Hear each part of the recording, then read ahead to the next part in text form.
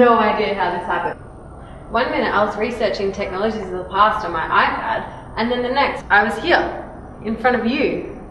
Oh my god, that's so weird. I was just going to go to the library and start researching my assignment about the future of technology. Wait, what's an iPad? Really? You've never seen one of these before? Wait, what year is it? Really? It's 1993, duh. Wow, somehow I've travelled 20 years back in time. Wait, so you're from 2013? Sweet! I heard the world was going to end in the year 2000. Tell me more. Well, thankfully it didn't. And to answer your first question, an iPad is a very popular mobile device of my time. What does it do? A lot, actually. You've got your sketch pad, your notepad, your diary, your dictionary. It basically does it all. Wirelessly? I've been looking to get myself a mobile phone. They're meant to be the next big thing. They will be. I can't leave the house without mine. It's so cool! Mobile technology is everywhere. Well, in my time. It'll become a part of your everyday life. Look. Over 90% of people surveyed said they owned a mobile device. 40% of these devices get used between 2 and 5 hours daily. Over 40% surveyed said they'd only started using mobile devices within the past 2 to 5 years. Almost 65% of people own between 2 and 5 mobile devices per household. The communication is changing, with over 35% said they still preferred face-to-face interaction, but 30% prefer texting and only 8% prefer phone conversations. New methods are also being implemented. Look at social media. In our workplace, over 60% of people said they use devices while they work through the day. Awesome! I hate carrying all these books around. So what's it like in your classrooms? Does everyone just have one of those? I mean, it looks pretty expensive. No, not everyone. It's what we call the digital divide. Look, I'm sure you have a lot of questions. Here, check this out.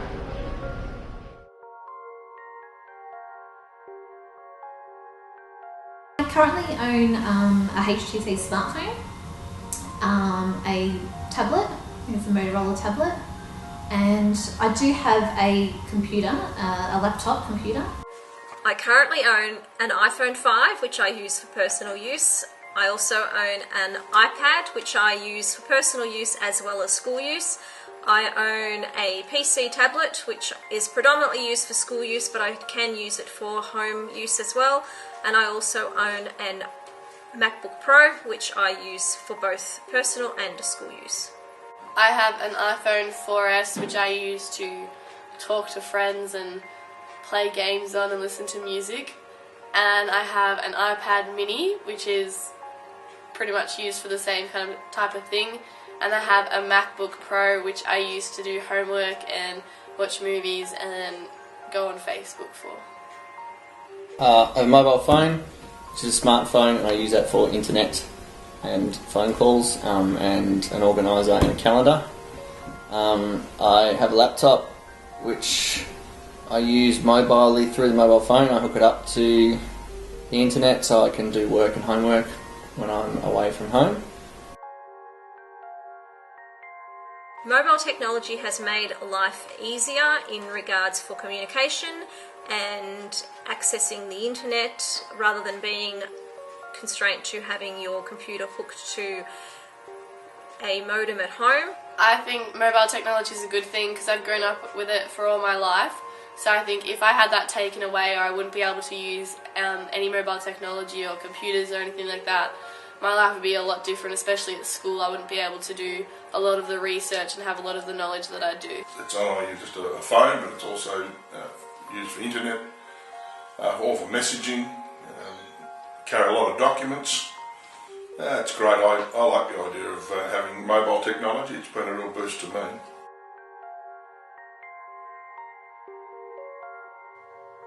%55% said that schools provided mobile devices for teaching and learning, and most of these were laptops. We don't use phones so much, but we do use iPads sometimes, but more laptops and desktops. As an ICT teacher, we use notebooks all the time, the netbooks. I also know of like some other classes that have used mobile phones in classes to teach things, and they might have done like a video, or they've recorded some audio, things like that. And I've also seen some teachers using iPads in class in LOTE, and so they've got little apps that are really good for teaching languages.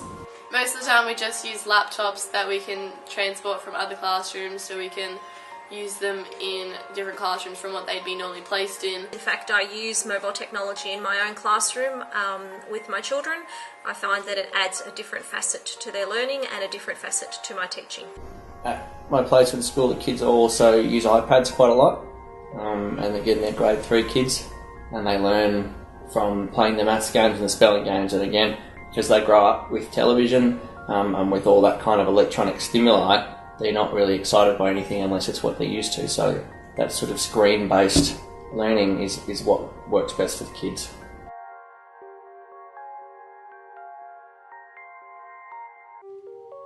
Over 75% of people think bridging the digital divide within our schools is important. Almost 40% said the way mobile devices were being used were unacceptable.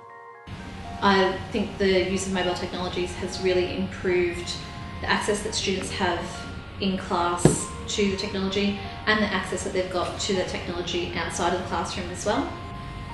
But I also see some disadvantages to the mobile technology revolution, I guess you can call it, because of the fact that we've now got to deal with issues in terms of managing things in classrooms, such as if a student's got a broken device, they can't continue working on a particular task if we've fully relied on ICT.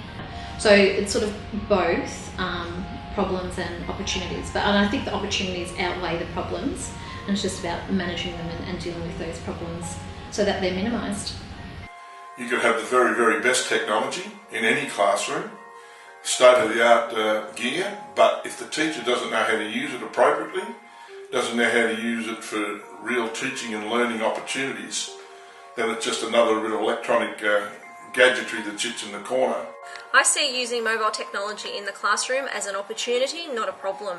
Most children already have iPads or iPods that they use at home. Coming to school to use them as a part of their education is a different area for them to use them. They know the techniques, we teach them, we use them for different applications within the classroom that are educational based. When asked on social media at school, 50% of people were for and 50% of people were against.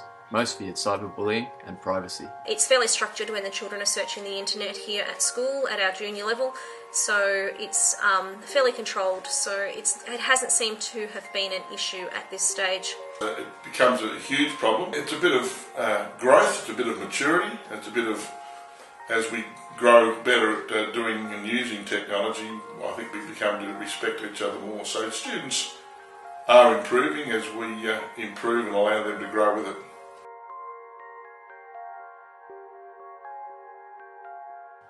Over 70% of people surveyed suspect teachers have a poor understanding of how to implement technologies within the classroom. 25% regard themselves as computer experts, and 55% know people who struggle with technology. It's really important that the use of technology is married very, very closely to what you want the children's outcomes to be. If you can teach them on a blackboard and it's explicit learning, it's great. If you can teach it through the use of an iPad, that's fantastic. But it's all about making sure that the children understand what it is you're trying to get them to learn.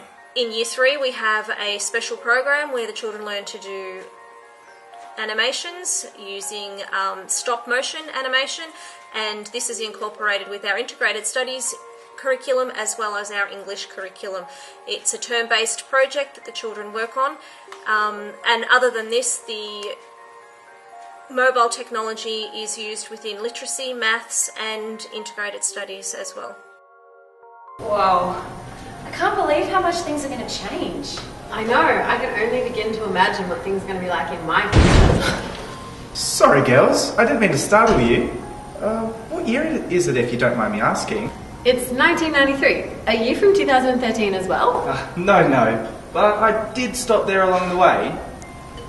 My name is Liam and I'm from the year 2033 and I need your help regarding the future of education and mobile technology. Wait, so you brought me here? What's wrong with the future? Why do you need our help? Yeah, I mean, it seems to me like the future of technology is going to be awesome. Can be and should have been. The decisions we make now will directly affect the education of generations to come. If teachers don't embrace mobile technology now, the world is doomed. In the next 10 or 15 or 20 years, students will, especially senior students, will more so be doing a lot of the learning themselves. We're choosing programs off the internet, off any school, anywhere in the world, and where you are won't matter so much, but students will be accessing learning and you know, those sorts of subject areas from across the world from any place. In the future, the devices such as smartphones, tablets and laptops will only just be the tip of the iceberg to what students have access to. The opportunities will involve amazing communication and collaboration not only within their schools, but globally across the world, in the desired fields with the highest teaching possibilities to maximise their learning. In turn, students will be able to learn what they want, how they want, when they want, and where they want. Our curriculum will also have to change, but a key element will still rely around reading comprehension to allow students to process knowledge. They'll also have to learn how to search for knowledge correctly and accurately to obtain answers. And as teachers, we need to believe in our students, because in a world that's guaranteed of certain change and unpredictability, if we don't believe in our students, how can they believe in themselves?